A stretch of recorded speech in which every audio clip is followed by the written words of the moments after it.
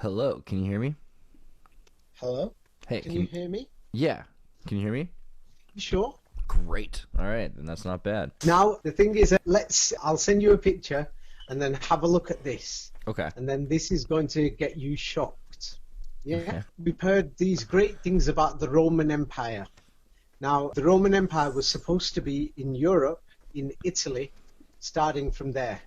And they are supposed to have had the Latin language, and the Latin language spread to France, Spain, Romania, Italy, and from there we've got a modern Italian. Okay, let's go back even 10 seconds before that, or 2 steps before that. You had just sent me a new book that you came out with, which was postulating, did Jesus live in Europe? Is that your newest piece that you've been doing, right? I think? Or Yes. Okay, so Yeah, it's called The Last Crusade. okay. So what's the deal with Yeah, that? Yeah, it's part two of a book that's called Jesus Christ, Tartaria, Jesus Christ, and Tartaria, The Last Crusade. Wow. Yeah? Okay. Yeah, let's get straight to the point so that then who will see this will know this is really serious stuff. Because the Roman Empire is like the heart of the history that we know. Yes, it goes back 2,000, 3,000 years. Now have a look at this and check this out. Yeah, I've just sent you Wikipedia and people can check it themselves. Around 1860 or 1850, only 2% of the people in Italy spoke Italian. Have you got hold of that? I'm seeing this. And I can corroborate even just going to Italy, because in parts of northern Italy, they still don't speak Italian. They speak German. Oh, yeah, yeah. And the thing is that many people, their grandparents are still alive. They can ask them. And their grandparents will say, my grandparents didn't speak Italian at all. So now we've got a serious problem here. Yeah, because they're telling us that the Italian Bible was published in the 16th, 17th century. And for the next 200-300 years, people were reading the Bible in Italian. So who? Nobody spoke. Is it nobody who spoke, or who spoke Italian?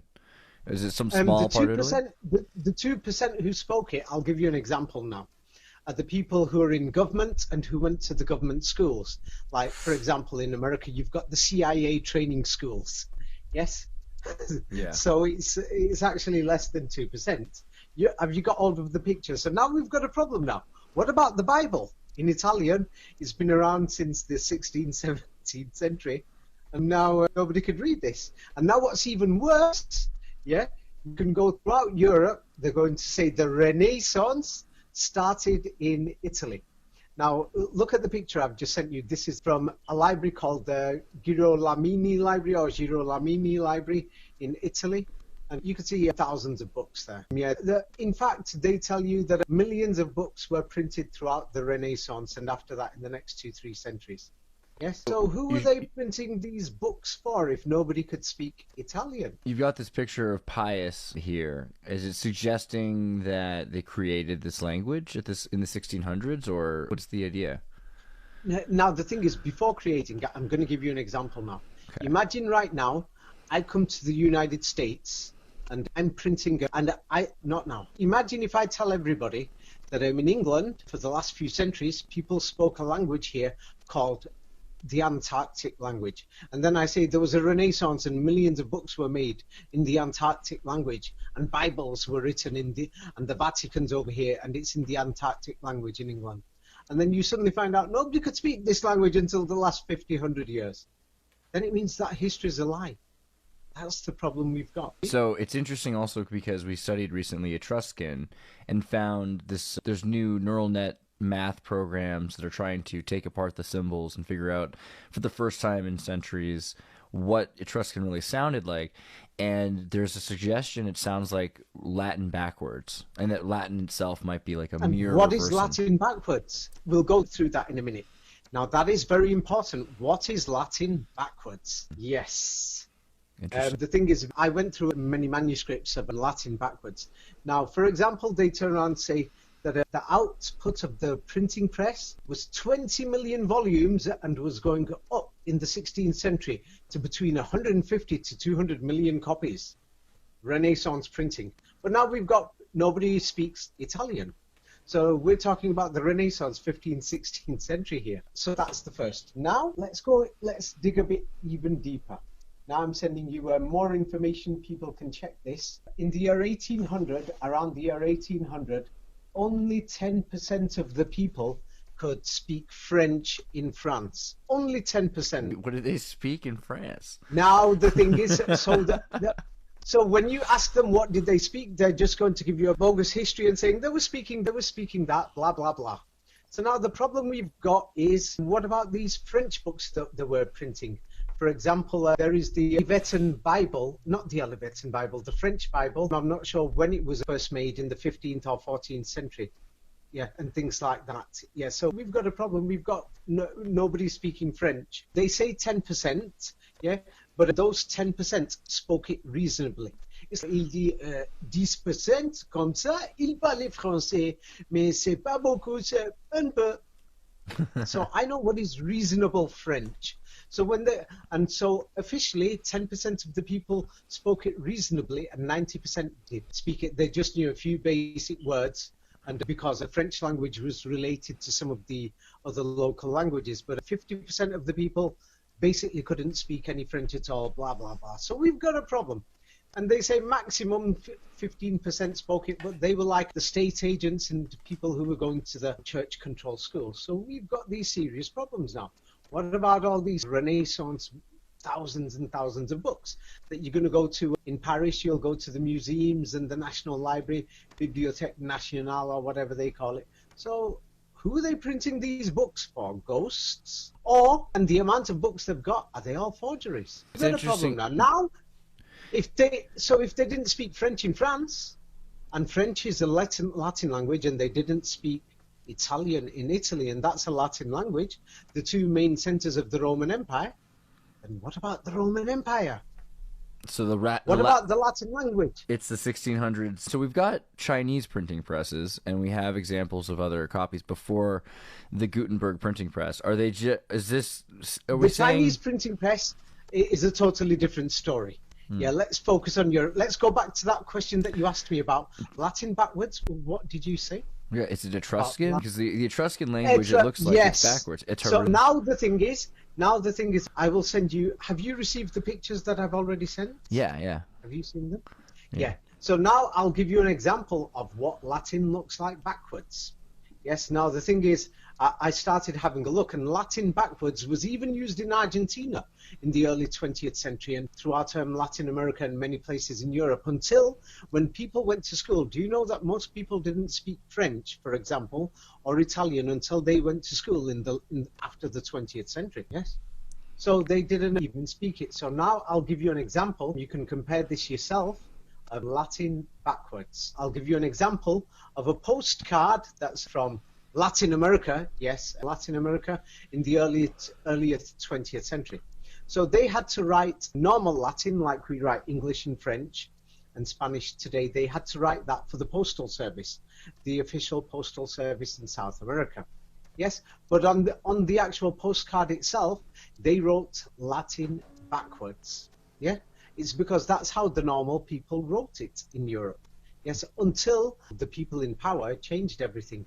And then when they changed everything, it changed. Let me just look for an example of postcards. This is just a normal postcard by a normal person. So it's not a manuscript that's written by the official churches or by people who are working for the state. Yeah. So when you have a look at this, if they actually saw how ordinary people were doing their writing. Well, it's interesting that it connects so much to Leonardo da Vinci writing backwards, supposedly. They have this whole idea that he had secret notes because he was writing backwards. But if it's not backwards, and it's just the way the language was written and spoken before the Latinization, that's a very interesting idea. Yes, before the Latinization. So now, what is this language that's before the Latinization? I know what the answer is, but if I say it, then nobody's going to believe me. Now, here, I'm going to send you an example of how we write today. Yes, and this is Latin forwards, how we write today. You should have received a copy of it. Just normal handwriting. Before these internet days came, people had to write their assignments, essays with their handwriting. Now let me look for Latin backwards. It's a crazy time also because if Leonardo da Vinci is 1452 to 1519, supposedly, even, who's to say what's right, but that fits over this period that they're calling the 1492 and the end of the Cordoba Caliphate, the end of Arabic Spain, Italy's influences by... Yeah, Arabic and Jewish Spain. Right. Yeah, many people forget when they say Arabic, yeah, the Jewish people there spoke are really looking for that letter because our handwritings from that example, from that time. Cheers, that's China. I've got down to the... So I was looking, and you've got mental floss talking about in 1790, a study showed that only 10% of the population of France spoke French. And this map was made in 1847, before French had become the whole language of France. The Oi languages are outlined in pink, and so there's a number of different languages available that they're trying to point to. Basque regions, for instance. The Basque state is very interesting. The Basque province, that's what you could say, that Catalonia, things like this, and it's in the north anyway. I really cannot believe this, because everybody in the world, how people were sending their own letters and everything before they went to the official schools. Because do you know what they say? A lot of these documents got burnt out in the wars, during the wars. This is actually shocking. This is somewhere from South America. I think it's being posted to Europe, or there's many things like this. And they turn around and say that most of the documents that were similar from the 18th, 19th century were destroyed during World Wars I and II, blah, blah, blah. Now, when you look at this postcard, you will notice that when they're writing the address, they're writing Latin forwards. Ooh. Now, when they're actually writing the letter, they're writing the letter Latin backwards. Now, when you write Latin backwards, guess what it is mysteriously? It looks exactly the same like Arabic. Most people don't know this. Now, the shocking thing is, unfortunately, many people won't want to hear it. It's because we've grown up in a society where we've been brought up so that we just can't stand anything to do with Arabs, Middle East, blah, blah, blah. But the thing, Latin backwards is basically Arabic. Wow, that's so crazy. This is amazing. So, first off, it says postal card in Spanish, which I would have not remembered to think is tarjeta. So it's tar. And then it's amazing to see the style of cursive Latin, looking Roman English, but still the Latin language. Yeah, do you know what they're going to say? They're going to say, oh, it's an Arabic dialect, or it's called Ladino, blah, blah, blah, or it's called this Sephardi or whatever. But everybody knows that was being used in Spain and Latin America. I'm going to try to see if I can...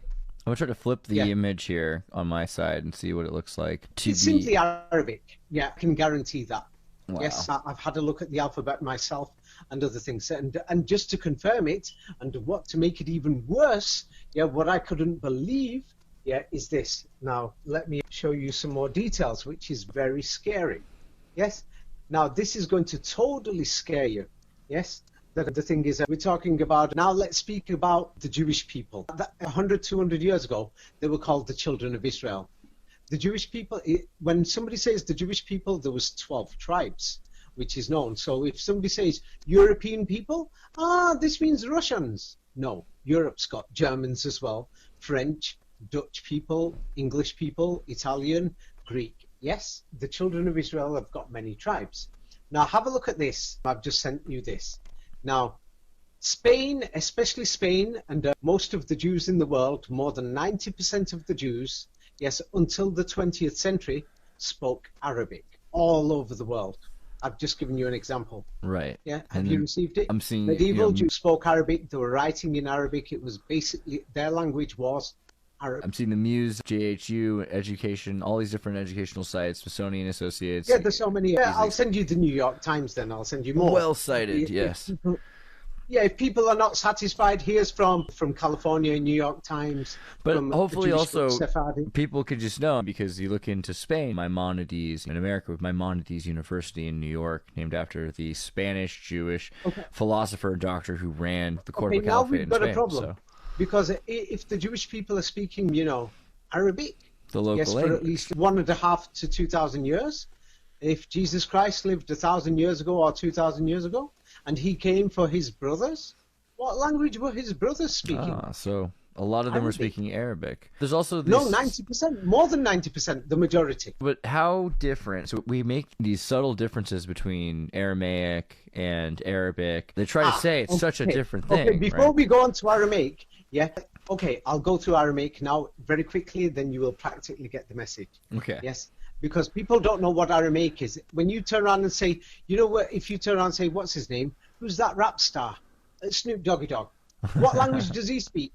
Someone's going to say it's called rap language. It's English. Simple as. It's a dialect. Texas.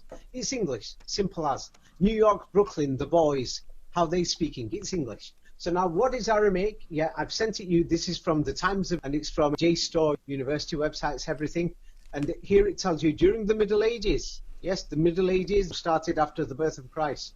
Yes, 90% of the Jews spoke Arabic all over the world. Yes, and what is Aramaic? Aramaic is not even one language. It's 150 dialects, and not a single one of the Aramaic dialects, yes, sounds like any of the writing that's inside the Talmud, or even words that Jesus Christ spoke in any of the Gospels. Interesting. So that cancels Aramaic straight away. So they're just trying to avoid, they're avoiding the elephant in the room, because clearly, if you think about it, we know that the Arabs were all over Europe. They were controlling it was the language that was spoken. We're seeing examples that the Jews in Spain were speaking Arabic. So the lingua franca in France and in Spain and in Italy, you're saying this was Arabic. And that makes perfect sense. That's crazy that it's so hidden. I'll give you an example now. If the Jews have been speaking, or the children of Israel are speaking Arabic for the last 2,000 years, French Christians too. Then what language was Jesus Christ speaking? He came for his people. Please don't say he was speaking Russian or Chinese. I do want to understand what Arabic is better, because I know that the script has changed. There's different ways it's spoken in different places. No, when somebody says script, I'll give you an example. It's handwriting. So historians play games when they say handwriting. Just because we use Microsoft Word and Times New Roman or something, yeah, people have different handwritings. I myself can do five or 10 different handwritings. So now we've got a problem. So if the Jewish people are speaking Arabic for an estimated 2,000 years, what language was Jesus Christ speaking? How close is the Arabic from... What language would the Jewish Bible be in? What language should the Old Testament be in if the Jewish people were speaking Arabic? If you go on Wikipedia, like Arabic, it'll say in the first sentence is a Semitic language. Okay, so how different is Arabic today from 1,000 years ago? Do you know when somebody's going to say the word Semitic, it seems like saying, English is a European language. Greek is a European language. It goes on forever. Etruscan is a European language. But how Those different? things confuse people. So how different is Arabic from... how much did Arabic change in 1,000 years? Today. When somebody says Arabic has changed, the thing is, do you know what? Unfortunately, yes, we can't find these documents to show that Arabic has changed. I'll show you this in a minute, and this is going to shock you. Okay. Now, have a look at this. What I'm going to show you today is going to totally shock you. Now, this is from Wikipedia and many other places. You can check this out. The language Hebrew was not spoken at all until the 20th century. The 20th century means that only in the 1950s and 60s, you could find people who spoke Hebrew fluently. The language basically did not exist. And it's been created, another thing is you can see here, what I've sent you here, I've just sent you now, is that Hebrew was not spoken at all for the last 2,000 years. Eliezer ben Yehuda had to invent new words for modern Hebrew. Yeah, it's talking about a lot of the inventions of new words for it. Now, I'm going to make this easy for you, because people don't understand what invent means. Arabic and Hebrew today have an estimated 60% the same words. Grammar, the first Hebrew dictionary was written after 1880 by a man named Ben Yehuda, and he was from Lithuania. Now, what did he do? He invented a lot of new words. So that's why there's 40% difference. Now, let's see what Ben Yehuda said himself. The man who invented the modern Hebrew language, he wrote the Hebrew dictionary. And let's see what he said. I've sent you a link here now. This is from Wikipedia and from Haaretz, a major national newspaper in Israel. Wow, this is crazy. Okay. Now, but wait till you hear what he said. Now, Ben Yehuda, he's the creator and the inventor of the modern Hebrew language. He was a humanist. People can check what humanists are. Now, this is what he said. He said that the roots or the heart of the Arabic language were originally part of the Hebrew language. He said that these Arabic roots were mysteriously lost. Oh, how could they be lost if the Jews were speaking Arabic anyway? And then he said they were found again when he wrote the dictionary. And he found the roots of the Hebrew language within the Arabic language. Then they invented modern Hebrew. But let me go through this, because this is really serious. And then he turned around and says to create modern Hebrew language, he was able to do this by turning to the Arabic language. He said he did this because he followed the example of our, quote, ancient scholars. Who the hell are these ancient scholars? He said the ancient scholars, when they created Hebrew, they did it with Arabic. So he's even saying himself that Hebrew was originally created from Arabic. Yeah, and then he says he's following their example and he's doing the same thing. And Hebrew was not a spoken language. Even then, it was spoken for the last 2,000 years by Jewish people. So, no, Arabic was spoken by the Jewish people. Let's give the audience a second to read it. This is crazy. These are great quotes. So I'm seeing here. So now what he says, the Arabic roots of our. Worse, hold on, I just want to get it quoted for people. This is amazing. So this is the guy who is publicly accepted for writing Hebrew. Let me finish the full sentences. Okay. Because I've just given you the screenshot from Google. I've actually opened up Haaretz. So now, Eliezer ben Yehuda and other researchers, they turned around and said that in the Hebrew Bible and in the Mishnah and in the Talmud, these religious books of modern Judaism, he said that these words, most of them have got Arabic roots, hundreds of Arabic roots. Basically, they're Arabic words. And he said to understand the Hebrew in the Old Testament, and the Talmud and the Mishnah, it was easy to understand it through the Arabic language. In simple words, he said the Arabic language made it easy to invent the modern Hebrew language. And many words found in the Bible, the Mishnah, and the Talmud were actually Arabic. And the Arabic was the language that Jews are speaking. This is what it says, though. I want to give people, because this is irrefutable, and there's no one who can deny this. It's Eliezer ben Yehuda, the guy who's known for inventing modern Hebrew, publicly and acclaimed by Israel. He says the embryo of its Semitic sister Arabic shared the lesson in coexistence. The root of the Arabic roots are, quote, ours. They're our roots. So the roots of Arabic were once part of the Hebrew language, lost, now we have found them again. This is unbelievable. It's amazing stuff. Yeah, he said, can you imagine right now if I create a new language and I call it the language of the planet Pluto, and I turn around and say, hey, the planet Pluto has lost its language for the last 2,000 years. 60% English. But I've mysteriously found the language of the planet Pluto inside the English language. I like your Snoop Dogg version, actually. I think that's pretty good. Snoop Dogg taking a language, 60% of it's pretty much English. That's about right. Whole new language. Yes. So now, now I'll send you a photograph of Eliezer ben Yehuda, and on his desk he's got Arabic books, and he's just copying the words, changing the pronunciation. What the heck? And just using a new alphabet. This is literally a photo of him doing it. That's crazy. And this is so Ben Yehuda is from Lithuania, and do we know, was he inspiring? Where's the other 40% coming from in Arabic? But now we've got a serious problem, because the thing is, if the Jews were speaking Arabic for 2,000 years, why is the Bible written in Hebrew? Yes, because imagine if the English are speaking English, then why would English history be written in Chinese? So are the Dead Sea Scrolls written in Arabic, or what do we got? No, so they're saying that I'm talking about the Hebrew Bible. Let's focus on one thing. Okay. So imagine if you're Jewish for 2,000 years, you're speaking Arabic, you're writing all your books in Arabic, then of course your Torah is going to be in which language? I saw some of this examples of the Torah being in Arabic Torahs all across Spain. It will be in Arabic. The earliest Torahs they have are in Arabic. That's what I was finding. Yes, so if they're going to be in Arabic, so now we've got a serious problem. Yes, what are all these Hebrew books doing there? Do you really think that the Hebrew Bibles were actually used by the Jews for 2,000 years if they couldn't even speak this Hebrew language? And the Hebrew words are actually, in the Bible, are actually Arabic words. And now we've got another problem. During the Inquisitions were in Holland, in Germany, everywhere, 16th, 17th, 18th century, things like this, Spain. Yes. Do you know what they did? They burnt all the Jewish books, and the Jewish books were all written in Arabic. And so they burnt all the Arabic books too, then. Yeah, I've just sent it you right now. You can have a look from education website, Smithsonian, History.com. Noble word. The burning of the books in 1480.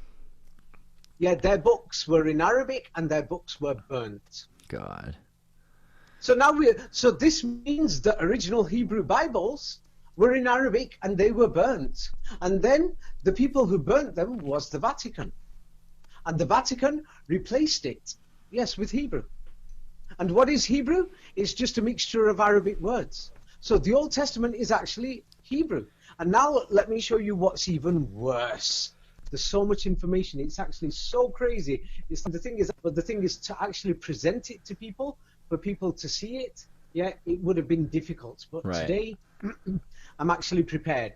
Yeah. So the thing is, we can divert to other subjects, but instead of diverting, this is like a gold mine. It's going to wake people up, because people are just sat there and they're dreaming and imagining things, thinking, hey, this is from God, or that's from God. So now all these Jewish books, religious books, are being burnt, and they're being replaced with modern Hebrew Bibles after the 15th century, 16th century.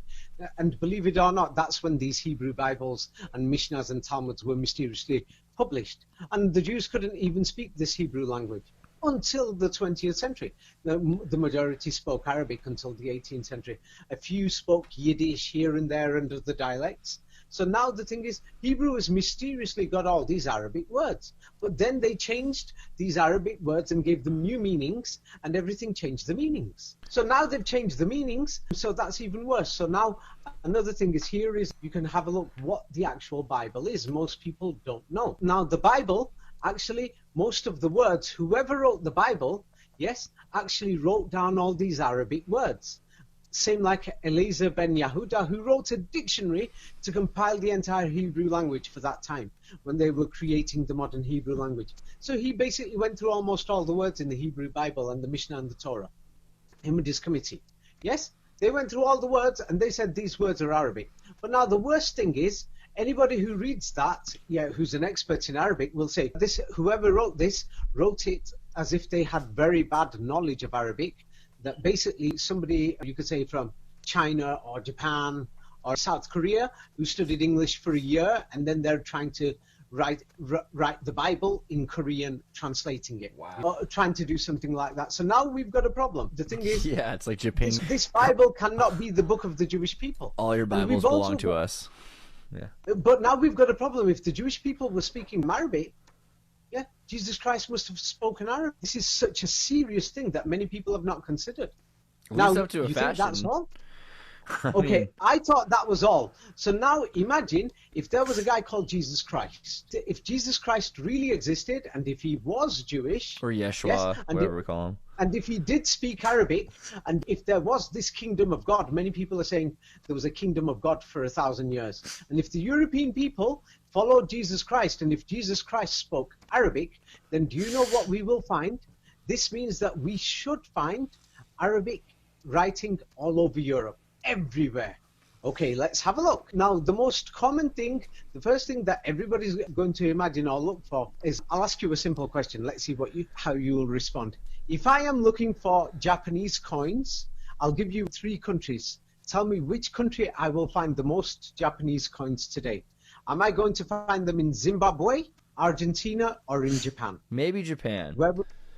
Yeah. Okay. Yeah, it's obvious. Okay, but if you were looking for the most dollars are in the United States, right? Yeah. Before we change subjects, yeah, because we could get diverted. We normally do. Yeah. Imagine right now if I'm looking for, what do you call it? Let's say English pounds. Am I going to find, where will I find the most English pounds? 80%, let's say. Am I going to find them in Venezuela? Or am I going to find them in Malaysia or in England? So the reason why that's complicated to say, just it's in England, is that outside of the country, people are using it as a stable currency. People use it outside of the country as a stable currency. So it can. Right. I said 80%. Okay. I'm saying, where will you find 80%? Okay, like digitally and stuff. Yes, probably domestically. I'll give you that. Okay. Yes. Where is domestic? Is it in Venezuela? The country? It's if the pound is from England, then it'll be probably around England. Yeah, in England. This is where you will normally find it. Yeah. So now let's have a look at this. Now this is really shocking. Yes. Now the thing is, if you're looking for Arabic coins throughout history for the last 2,000 years, yeah, you're going to find where they found the majority of the coins. I've just sent it you examples. Yes, you're going to find that 80% of the Arabic coins have been found in Europe, not in the Middle East, not in India, not in Africa, not in Uzbekistan. And then when you find these coins, do you know what they tell you? They tell you that these coins came from Uzbekistan near Afghanistan. For example, I've just sent you the link that I've just sent you. It says 125 million Wow. dirhams, Arabic coins, were imported into Northern Europe just in the 10th century. Can you believe this? They're telling us that Europe basically imported all its currency. Samanid is basically Uzbekistan, Afghanistan. And they're telling us from Afghanistan and Uzbekistan, strange places, they're just telling us some ridiculous history. Same like they're saying, how did these Jewish people start speaking Arabic in Europe? They were speaking Arabic for 1,500 years. Do you know what the history they tell you? Oh, these guys came on their camels from Saudi Arabia all the way to Europe. Yes, and then they converted and brainwashed all the Jewish people to mysteriously speak Arabic. Now, I'm sending you an investigative study from Oxford University, and people can check this investigative study. It's very suspicious. So now, one, historians have got no answer. That the biggest currency in Europe, all over, France, England, Poland, Germany, Sweden, Norway, Italy, Spain, Switzerland, Austria, Greece, Bulgaria, you're just going to find Arabic coins. And then, you know what? So they turn around and say, hey, they were importing these coins. Now, on Oxford University does a study, and do you know what they say? For example, they found 1 million silver currency, yes, in Northern Europe. And do you know what they're saying? Yeah, these coins mysteriously came from Iraq, the deserts of Iraq or somewhere, and they mysteriously ended up in the Baltics and in England and places like that. And then they're saying, oh, they ended up here because the people in places like Afghanistan, Uzbekistan, Iraq, Kuwait were buying European slaves or Germans. They were just buying Germans. They were sending all this gold and silver coins, all these coins that mysteriously say there is no God except Allah. Almost like the Europeans don't have none of their currency. And it's like the ridiculous story that they're saying. And then the thing is, they turn around and say the Germans were barbarians, the Vikings were barbarians. And then they turn around and say these people were barbarians, uneducated. They couldn't have their own currencies. So they said this is why these people, they were just using the Arabic coins from the other side of the world, which sounds ridiculous. Yes, and these coins, it's not like today's coins, they're actual gold and actual silver. And so they're telling us that these people in the Middle East, not even there, even worse, in Uzbekistan and places like that, were so rich they were exporting hundreds of millions of coins of gold and silver coins just to Europe. And the Europeans don't have their currency in many of these places. Can you believe this? Then, so now we've got a problem. So when we look at that, do you know the Jews are speaking Arabic? But nobody wants to answer this. If the Americans are speaking English, yeah, then Donald Trump obviously didn't speak Chinese. Yeah, if Jesus Christ came for the Jewish people and the Jewish people are speaking Arabic, what will we find? Jesus Christ would have spoken Arabic. So if he was so big and then his religious system was spread throughout Europe, original Christianity, then this means the coinage, the currency, would also be in Arabic in Europe. Right. Yes. I'm finding an article right now from the Smithsonian saying that they have proof of Scandinavians minting coins with Arabic, there is no God but Allah on it, in Northern Europe. And their excuses, they're saying it's a counterfeit, like they were just trying to make it look like Arabic coins, because that was the thing to do. Oh, it's a pretty bad excuse. Can you imagine right now going into these villages in the 10th century? Yes, and these Viking barbarians with all this gold and silver. It's a scam, and then you'll find all these coins from the Middle Ages with the Star of David. I've just sent you the Star of David with Arabic on them, and you'll find these. Yeah, have a look at what these Arabic coins are, and we all know the fighting between Israel and the Palestinians and the Star of David. Absolutely. Well, here I've just sent you the Star of David. You'll find all these coins throughout the Middle Ages, and they've all got Arabic writing on. And they're supposed to be Jewish coins or Muslim coins, and it just doesn't make sense. There's no Hebrew on these coins. So and then one of the greatest masterpieces, yeah. So if the Jews were speaking Arabic, then this means King David, did he speak Latin or did he speak Hebrew? So now Arabic, the worst thing is. Okay, so now the worst thing is, I thought I'll have a look at this. This is a statue of King David. It's one of the biggest masterpieces. It's in the Museum Nacional del what's it called, in Florencia in Italy. And I've sent you a statue. It's actually one of the greatest masterpieces in history. And do you know what the strangest thing is? This statue of King David, one of the greatest masterpieces in the world, yeah, has mysteriously got Arabic writing on it. No. And it's Where? from the Middle Ages. What the I've heck? just sent it you. Yes, and these Stars of David from the Middle Ages, they've got Arabic writings on them. Where's the on Arabic coins. writing on the David? I don't see the Arabic yet. I've just sent it you. I've sent you the latest picture. Oh my God, this is not on the shield plating, like the Vikings and stuff with the Arabic writing. So my now God. the thing is, now many people are not aware of it. Let's have a look at the Renaissance time. After they started expelling Jews and Arabs and Muslims, and they were killing them and burning them in inquisitions and blah blah blah. Yes, before that we've got one of the greatest masterpieces of the Middle Ages and the Renaissance is the painting I've just sent you. And they say it's by Gentile de Fabriano. Yes, and he's from 1423. That they will say he spoke Italian. We can't find these Italian languages. Yeah, it's just a fraud. Yes, and this picture is called The Adoration of the Magi, or The Birth of Jesus Christ. It's one of the greatest masterpieces in history. People can check it. Wow. And do you know what the worst thing is? Yeah, check some of these great masterpieces. Yeah, they've got Arabic written on it. So now we've got a problem. If it's got Arabic on it, yeah? In the halo?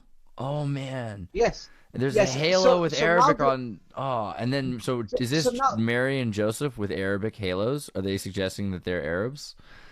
And there's dudes with turbans. There's turbans in this. It's not about Arabs. It's like this. You can be Chinese but speak American. So now the thing is, Arabic was the global language. So now a serious question is, if the Jews are speaking Arabic, and if the Virgin Mary was a Jew, what language did she speak? She must have spoken what 90% of the Jews were speaking. Well, is that their native language, or is it the melting pot language, right? So the thing is, when we speak English, we will say Arabic. Yes, but let's pretend we're Middle Eastern people. And I think they say something like, I've learnt a bit of Arabic. If they will ask somebody, do you speak Arabic? They'll say, Kalamia Arabia. It sounds like Rabbi. Yeah, do you speak the Arabi or Rabbi language? And that's why the word is called Rabbi. Means somebody who's educated. Yes? Rabbi means somebody who's educated who could read and write. And the language of the Rabbi is Arabi. Yes. Sense. And another thing people don't understand. Yeah? Muhammad, Jesus Christ, and Moses were cousins. They were from the same family. So if they're from the same family and the Jews are speaking Arabic for thousands of years, what else can we say? Okay, now if they followed Jesus Christ, and if Jesus Christ if he spoke Arabic, let's try and find the original Christians. Like you mentioned the Basque province before, and Catalonia, and the Catars, southern France, people speak about it, chat, things like that. The Catars got killed, the Knights Templar got killed, etc. So now the Catars were based around Toulouse city. So now I'm sending you a picture of the Bishop of Toulouse. There was a glitch there. Could you repeat that? The Bishop of Toulouse. Toulouse city is where the Cathars were based. Yes, Cathars and the Knights Templar were linked to them, and they got burnt and they got dealt with by the Vatican. Yes, the Vatican didn't like it because they said that they refused to follow the Vatican. But anyway, these people, I've just sent you a painting of the Bishop of Toulouse, and he's got Arabic writing on his head. It's again with that gold pressed metal look. I mean, about the halo. So it's saying a lot. It's like they're technologically advanced. It's interesting. Have you received the latest picture? You're right, yeah. Of the Bishop of Toulouse? It shows the Arabic writing. Right. Yes. So we've got all these problems. And now the biggest Gothic... We don't know what the history of Gothic cathedrals are. Now, the worst thing is, if we look at the biggest Gothic cathedral in the world, it's known as Seville Cathedral. But now the worst thing is, Seville Cathedral, when you try to find out its history, yes, it's very suspicious. They tell you it was a mosque and it was taken over. This is all we know. So it's very suspicious. Yes, it is totally suspicious. It doesn't make sense. Why isn't it? Why you think it's not a mosque, or you say it was a mosque that was taken over? That doesn't make sense. No, what I mean is, it's because in these cathedrals, many of these cathedrals, they found Arabic coins and they found Arabic writing in a lot of cathedrals. It just doesn't make sense. And they found these skulls and bones from the 17th, 18th century. Now, everyone knows that the Crusades, the Crusaders were from Germany and France and from England, mainly from Germany and France. So now let's have a look at it. During the Crusades, Europe was, they say, the Holy Roman Empire. The Holy Roman Empire, they say, Charlemagne and then Charles Martel and things like that. I've sent you a painting of to show who they are You must have heard of the Holy Roman Empire. The Holy Roman Now, Empire was neither holy nor Roman nor an empire, but that's okay. Yes. Yeah. But the thing is, most people don't have a look. Now, here is the coronation clothes of the Holy Roman Emperor. The Holy Roman Empire only dissolved in the 18th century. But around the 14th, 15th century or 16th century, something happened to it. But have a look at it. We've got the coronation clothes of the Holy Roman Emperor, and he's got Arabic writing on there as well. This is great. The coins in Europe are Arabic as well. The books were Arabic until the Vatican burned them. What the hell is going on? But they couldn't get rid of the cool cape. He wanted to wear that, so he has Arabic on his cape still. He couldn't get rid of that. That's hilarious. No, it's, can you imagine? Let me send you a picture of George Bush. Yeah, it's many people I noticed this question. Yeah, can you imagine if you saw George Bush or Donald Trump, yeah, wearing the Nazi swastika on their arm and things like that, and they can't help it? Yeah, it's a crazy idea to see the Christians yeah, wearing the Arabic thing after the Crusades. There's many Arabic words on the clothes of the Holy Roman Emperors, of the Christian Crusader emperors, which doesn't make sense. They're Crusaders who hate the Arabs but wear Arab stuff. Why didn't they write Latin? Why didn't they write Hebrew? Why didn't they write Greek? So this means that the history of these languages is a lie. So now it's even worse, because now after the Crusaders in the 14th, 15th century, what we've got is Venice was great. They told us after the Crusades, Venice was fighting the Muslims in the Mediterranean. So now the strange thing is, it was in Canada next door to you, Royal Ontario Museum. They've got lots of swords from the Navy of Venice, yes, and German soldiers. The Navy of Venice had German soldiers. And what's strange is that these German soldiers wrote their names or other things. They wrote them down in Arabic and not Italian, not Latin, not German. I've sent you an example. Okay, what do you think is going on here? Was this the Italian and German swords with Arabic lettering? 1999, about a dozen of Italian and German swords of the 13th and 14th century were exhibited in the Royal Ontario Museum in Toronto, Canada. 2 of them can be seen in Figure 3. Okay. And one cannot help but noticing the Italian and German swords were decorated with Arabic lettering. Okay, so in another example, the Germans using Arabic swords. I've just sent you 1 or 2, but now it gets even worse. So this is crazy. It's hand etched. This is hand etched in the metal. Yeah. So now I've shown you Northern Europe. There's all these Arabic coins which we can't explain. They're telling us crazy stories, saying, "Oh, they were selling slaves. They were selling Germans. Oh, they were doing this. Oh, they were saying they were copying it. Oh, it was just a decoration." We're talking no way. That picture right there looks like a soldier carved. There is no God but Allah into their own sword before they went into battle. That's what that looks like. So now the worst thing. So now I've gone through, and Spain was officially Muslim, and it took longer to kill the Muslims or get rid of them there. That's why we still know about that history. Yeah. So now the thing is, let's talk about Eastern Europe. What about the Russians and the Slavs, Ukraine, etc.? We've been told that these Russians or Ruski, yes, that they were Christians too, followers of Jesus Christ. So now if Jesus Christ spoke Arabic and the Jews were speaking Arabic, then we're going to find lots of Arabic writing all over Russia. Now here is the helmets of an example. I'll send you one, but you can find many. An example of the helmets of the princes and the kings of Russia. What do you see there? This is of the Tsar, Ivan the Terrible, all these others, Alexander Nevsky, Alexei Roman. What do you see? Arabic. The cap of Erechon, the Arabic crown of Tsar Alexei Mikhailovich. There's no way that's not Arabic. I don't know what else to say. Okay, now I'm sending you the most common currency in Russia until the 17th, 18th century. Yes, this was the common currency of Russia during the Middle Ages. Yes, it's just got Arabic on it, and it says La ilaha illallah. But what's their excuse for there this? Is no God except how do they dismiss this? If this is clearly what they're using, what's the deal? Yes, it's because nobody's checking. But why? The worst thing in Europe and America, Andreas, you're doing all these shows. You're checking all these things online. People just check something, they're not going to open up the originals. Wow. Then the world is lazy, so it's their fault the world is a mess. And if anyone's going to say that the globalists are taking over the world and they're going to do their antichrist system, so be it. It serves the world right. Maybe the people deserve it. If they're not paying attention. It's because the people did nothing about it. They're not checking. Okay, let's go to England now and to Ireland. This is one of the oldest Carolingian. It's a Carolingian cross from the 9th century. It was found in Ballacotton in Ireland. And now inside that cross We don't know what what the symbol of the cross is. Inside it's got Arabic writing written on it, which says, "In the name of Allah." Yes. So we're going to find these things all over Europe, and it doesn't make sense. Masterpieces for statues of King David and things like that. And the worst thing is, if the Americans are speaking English, can you imagine if Donald Trump comes along and says, "你好吗? 我可以说，我不可以说英国，我在中国，我不是中国人，知道吗？你明白我吗？今天你们还好吧?" Imagine if Donald Trump was doing that. Now the thing is, it's if anybody wants to dispute it, they can go and check it. They can check it again and again and again.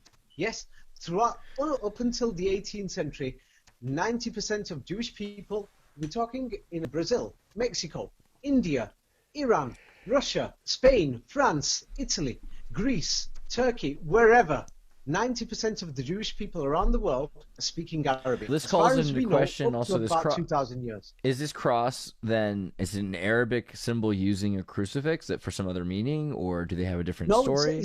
Or are they the Mazarabs or something? Now many people will assume that is a crucifix. So now if we go into the crucifix, then we'll be totally changing subjects. Fair enough. The thing is, many people don't know that the thing is, imagine if we spoke about Kufic Arabic before. So now imagine, because you've asked, I'll quickly go through a bit of basic of this, but it won't be good if we go past this other subject, because It's very important to realize what language Jesus Christ spoke, or we will never, ever understand history. Never. And we must realize, hey, what the hell is going on? The currency of the United States is the dollar. The currency of Europe was Arabic. We've got a problem for about 1,000 years. So Wikipedia will call this the Mazarabs, which they say are the Arabized Europeans. When you say Masoretes, yeah, we'll go on to that in a minute, because when people, it's like, for example, when people say the word direct, they don't realize it comes from the word Masor.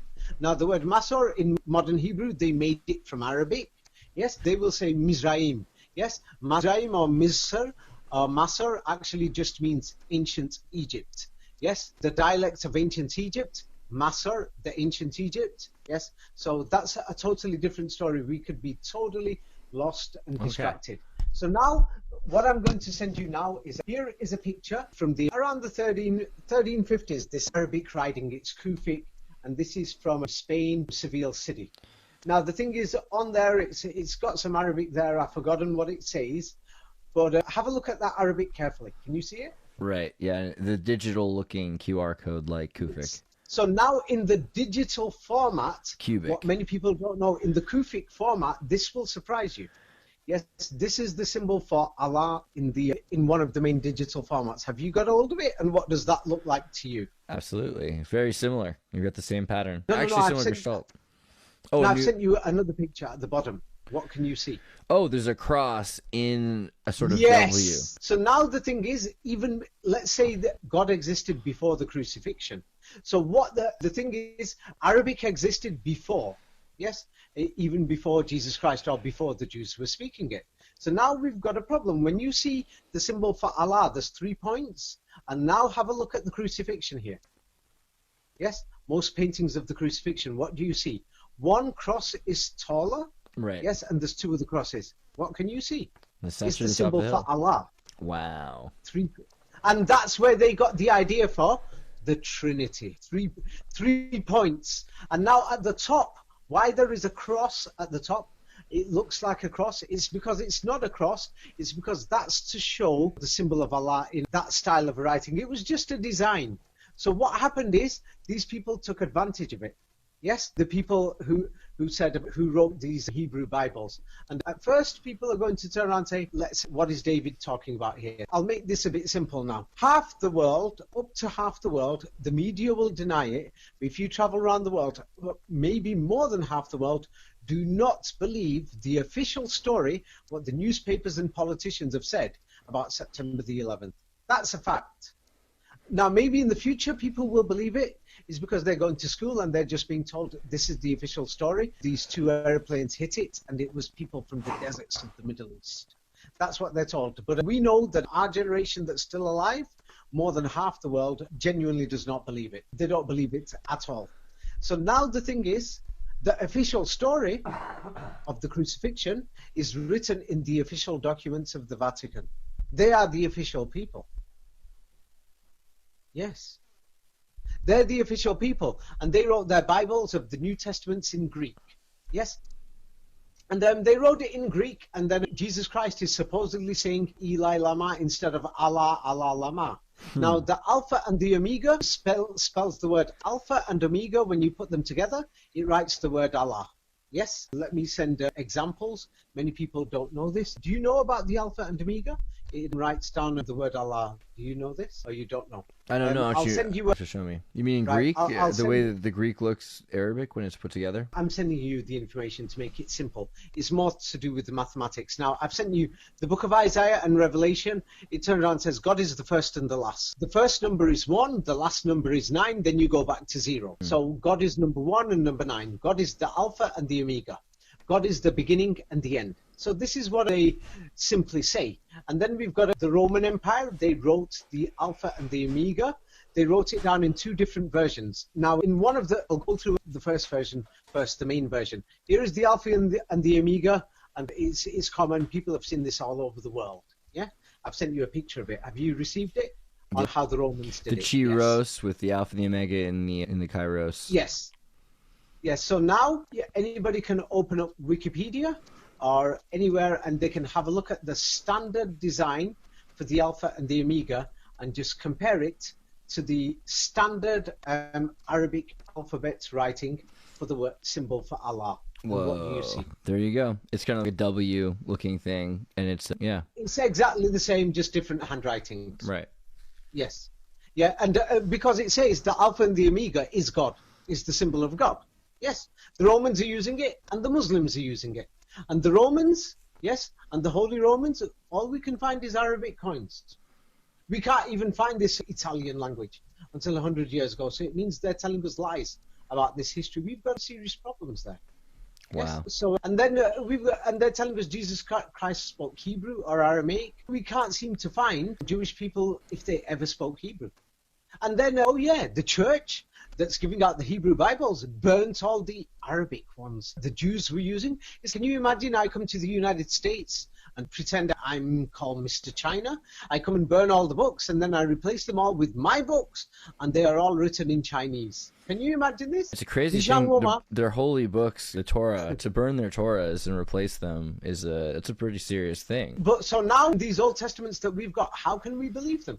How can we believe a single thing that they've got? So now let me send it you in case somebody thinks, oh, David drew that himself with his handwriting. They can stop any of these. There's lots of Muslims throughout the world. They can stop them and say, is that the symbol for Allah? And I've just sent you a copy from Wikipedia. I've opened it up. Cursive means people's handwritings. Yes? And the people's handwritings for Allah, it's exactly the same. And now I'm sending you from the Church of Galla Placidia in Italy. And you'll see the Alpha and Omega is a common. Now, the word for Alpha and Omega, when you pronounce it, is Allah. So now, when you put down the word Alpha and together Al-Om, you get Allahum, Allahum, and that's why in the Hebrew Bible or in the Old Testament they say the name of God is Elah. They say it's not Allah. They pronounce it with the letter E. But we know that God is the Alpha. God is not the Alpha or the elephant. And then that's why they say Elohim, Al and Om. And that's why the Muslims say Allahum. Yes, they're the only people in the world who use these symbols today who are actually using that name. So the thing is, what else can you say? And when I gave you the cubic writing to show you the symbol of Allah, why it looks like a cross at the top, I've sent you a picture now, and that will explain to you and show you why it actually looks like a cross. Because somebody is going to imagine, some people may possibly imagine that, hey, it's got something to do with the cross. No, it's actually the designs for another symbol. So that's the Alpha and the Omega. Yeah, and this symbol was there before the crucifixion. Wow. So now we can see the crucifixion, the Trinity, the three. It's all based on this symbol for Allah, or the Alpha and the Omega. So now all these people who have been cursing these people in the Middle East and cursing them, saying the word Allah, all the evidence shows that these prophets of God, if they are really connected to God, they use that language. We cannot find any evidence that Jesus Christ spoke Chinese or French or Latin or Greek or Hebrew or Aramaic. Aramaic is not even a language. We can't seem to find any of this evidence. And then if Jesus Christ was so great, yes, we found all these coins, millions of them throughout Europe. Yeah, and the millions in circulation we found, hundreds of millions for many centuries that just say there is no God but Allah. France, Germany, Spain, Italy, Austria, Switzerland, Croatia, Czech Republic, Slovakia, Poland, Ukraine, Lithuania, Estonia, Latvia. What is everyone going to say? What about these kings of Russia? They've told us the Russians were crazy, going around killing Muslims, that they had their Cyrillic or Kyrillic writing. But the evidence shows that these guys are using Arabic themselves. As if they were to take it. So there were some people that stole the stuff eventually, but it sounds like whatever they stole was from there. If we say that the crowns were stolen, yeah, historians have said many different theories. They've even said, oh, these crowns were gifts. Oh, it was an accident. Oh, they didn't know. Yeah. What about the millions of Arabic coins that say there is no God but Allah? Moscow, Petersburg, Nizhny Novgorod. Yes. Yeah, and it's interesting how mathematical it is. Let me go. Do you know what it's like saying? It's like me coming to the United States and saying, hey, I found all these books here. They're all in English. Yeah? Oh, no, this is not enough evidence that in America they spoke English. No, in America they spoke Chinese. And you'll say, but there's all these English books there. I'll say, maybe they were all presents. And then Andreas will say, but David, we've got all these millions of coins here.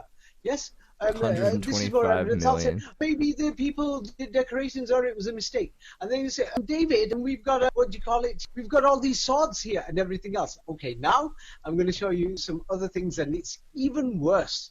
The history of Europe, it's actually even worse. That they're clearly telling lies. It's just so scary what they're telling us, because there's just too much evidence that there's something wrong.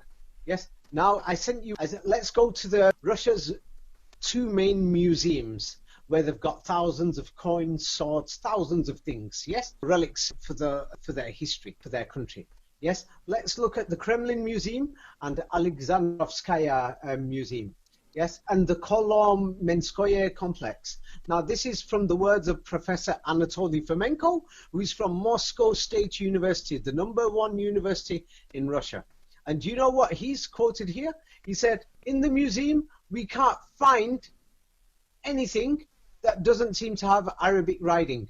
All these Middle Ages, medieval swords, everything. Basically everything has got Arabic writing. Nothing with Latin, Greek, Hebrew, Slavic, nothing. Come on. Andrea, could it be that they're very, it says the Slavic inscriptions are nothing but, could it be that there are very few such pieces to be found amidst the, quote, Russo-Arabic majority? Okay, there you go. Yes. Yes, the thing is they've all got Arabic. Now, it's not just one or two crowns of the princes. Here's the helmet of Alexander Nevsky. Alexander Nevsky, he was very famous. He's still so famous throughout Eastern Europe today. This church called Alexander Nevsky, a beautiful one in Bulgaria. Have a look at his helmet. You can clearly see Arabic on them. So we got these problems, and nobody seems to be talking about it. Yeah, all these swords, and it's like when people walk into the Kremlin museums and all these things, they won't realize it. You've got to have a look very carefully. Like, for example, you'll see all these things and you'll think medieval knights in shining armor. Yeah, but nobody would ever imagine, oh my God, they've got Arabic on them. Nobody seems to think these things. So we got a problem. Where does Russia fit in this history? Okay, never mind the Russian kings. What about the kings of the Holy Roman Emperor? They've got Arabic writing on. What about their coins? Yes. I was just going to say, it's interesting also because we were looking at the idea that the Holy Roman Empire is inspired by this Christianity out of a Jewish mystic from Jerusalem. And Moscow has this whole story about being one of the 13 tribes going through the Ukraine from Jerusalem. But you're even saying that the Israelis, or the Hebrews rather, they're speaking Arabic. So what's the truth about Jerusalem? Like, what are they speaking? And what leads to this? Okay. So now you're going to a totally different subject. It's too deep? Okay. Yes. You've mentioned Jerusalem. Let's make this really interesting. Yes? I hope so. Let's make this really interesting. So now the thing is, it is well known that let's start with the biggest city In Europe, it's called Istanbul. Istanbul was the biggest city in the world for the last 2,000 years. New York beat it a few times, but generally in the last 2,000 years, Istanbul has been the biggest city in Europe. It was Constantinople. Mehmed II considered himself the Caesar Caesar of when Rome. You say Constantinople, yes, I will give you an example now. What do you call it? Yes, I'll give you an example. And it's a port. Most people call it Russia. And a few people in the past called it Soviet Union, but hardly anybody actually said the full words, Union of the Soviet Socialist Republics of Russia. Or yes, I mean, about Istanbul, isn't Istanbul Turkey? So was it part of about the Soviet Union? Oh, I see. So yeah, so what I'm trying to say is that first let's go to Istanbul, and this information is really important. Where is it going to be? Bosphorus. Now the thing is, many people won't believe it, but in Istanbul, the major language there was Arabic until the 20th century. Not Turkish? yeah, which is surprising. I couldn't believe this myself. Yeah. Well, I guess the Ottomans would have probably wanted Turkish to be suppressed as they could speak Arabic. I could see that being logical. That makes sense. Wait, when you say suppressed, if there are Turks, yeah, okay, fair enough. We need evidence that the Turkish language existed at that time. Many people, can you imagine? You can say to me, what do you call it? That the Vatican probably wanted Italian to be suppressed because they wanted the Latin language. Turkish is an old language. There's nothing like it. It's such a strange, different language. We did a map. We did a map at one point and showed that Istanbul would have been the perfect place to go through if you were going in between, like from Ukraine, Crimea, or from Africa, from the Horn. Yeah. It's all through Istanbul. Yeah, as you've noticed, Andreas, I'm somebody, I don't like to guess things or base anything or have any judgments on it. To think on intuition without data. Right. Yes, because if we have theories, we are never going to know the truth. Why we are alive, why we die, or what's going on. Yeah, well, and just these sort of risks, objectively, geographically, there's a nexus point in Istanbul because you can take a boat from Istanbul to north or south very far. Yeah. Yeah, okay. Now, you asked me about the Turkish language, and that's why I said, hey, we will not guess if the Ottomans suppressed the Turkish language. Yes? Now, I've sent you information that you can check. This is from, I think it's from Pennsylvania, one of the universities there. The Ottoman Turkish language, yes, words, basically it was 80% Persian and Arabic. Now, when somebody says Persian, the Persian language, yes, before the year 1900 was 80% Arabic anyway, yes? And the Turkish language was 80% Arabic and Persian. So basically it was Arabic. And they were using Arabic letters. So now the thing is, mysteriously, they changed this. Yes, they changed the Turkish language, they changed the Arabic language in Turkey, and they removed it in the 20th century. But the thing is, let's focus on the facts, that the language was basically Arabic, yes, in Turkey. So now in Istanbul, so it's not about, it does say people can go and check it more, but the language was Arabic. Now, when I say Arabic, yes, I'll give you an example. When you say Snoop Dogg speaks English, yeah, he's got his own type of language, rap language. Oh, in Texas they speak English, yes, that's English. Oh, they speak English in Australia, yes, that's English, but it's their dialect, their pronunciation, etc. Somebody else could say it's a totally different language. Yes, but it's actually English. So now the thing is, it was Turkish Arabic, like you could say there was Judeo-Arabic, you could say there's Moroccan Arabic, Egyptian Arabic. Yes, yeah, those are going into the minor details. This thing is so exciting because the thing is, Jesus Christ, where did he live? Yes? Right. Now the thing is, where did he live? Because this is going to shock you too. Yes? Because you could, especially in the Balkans, because the Balkans, Yugoslavia, one thing that survived in Yugoslavia, especially in Serbia and many other places, many people still remember Jerusalem of Jesus Christ. And they say something about this city that you will find strange. Now, I'm going to show you this. So now in Istanbul, the language was Arabic. Yes, the coins in Europe are basically Arabic. Yes. So now in Istanbul, let's have a look at this. And you can read this out. And you will find this very strange. You could just do a simple search in Yahoo. And let me just show you this. That during the Middle Ages, yes, there is New York City in America. Yes. Will you call New York City the second New York? Or are you going to call it the Western New York? No. It's in the West, but it's New York. There is a York in England, but you're not going to call it the second. Yes? Yes? York 2.0. So historians will try and confuse you.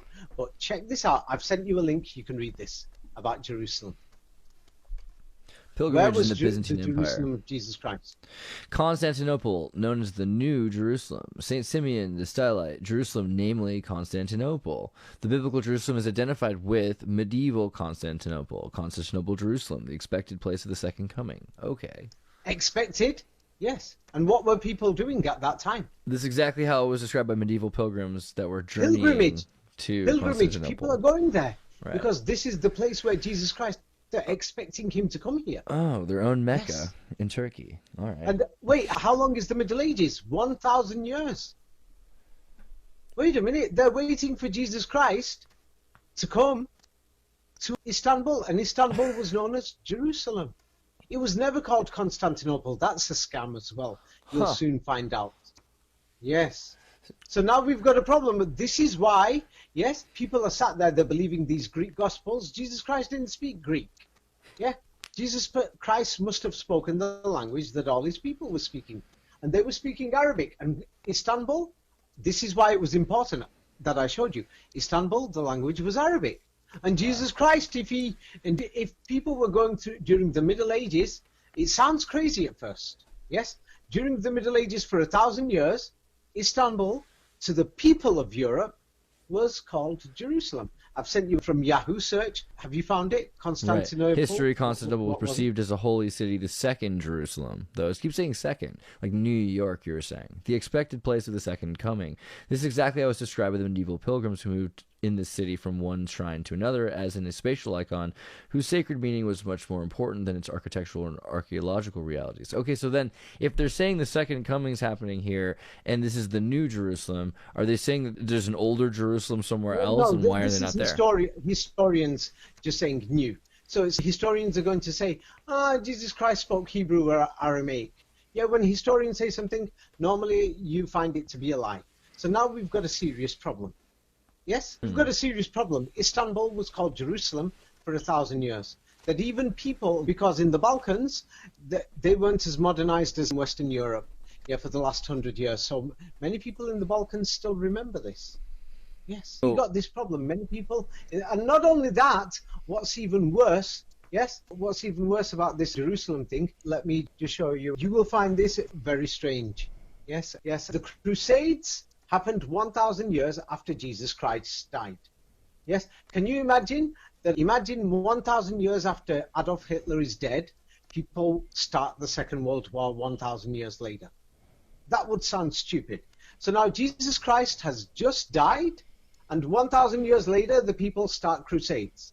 And they're all going to Jerusalem to go to the Crusades. But the thing is, because the church wrote the history, we can find many lies. But in some of the documents, we found out that these Crusades, especially the fourth one, went to Jerusalem, and Jerusalem was Constantinople. Have you received the new page that I've sent you?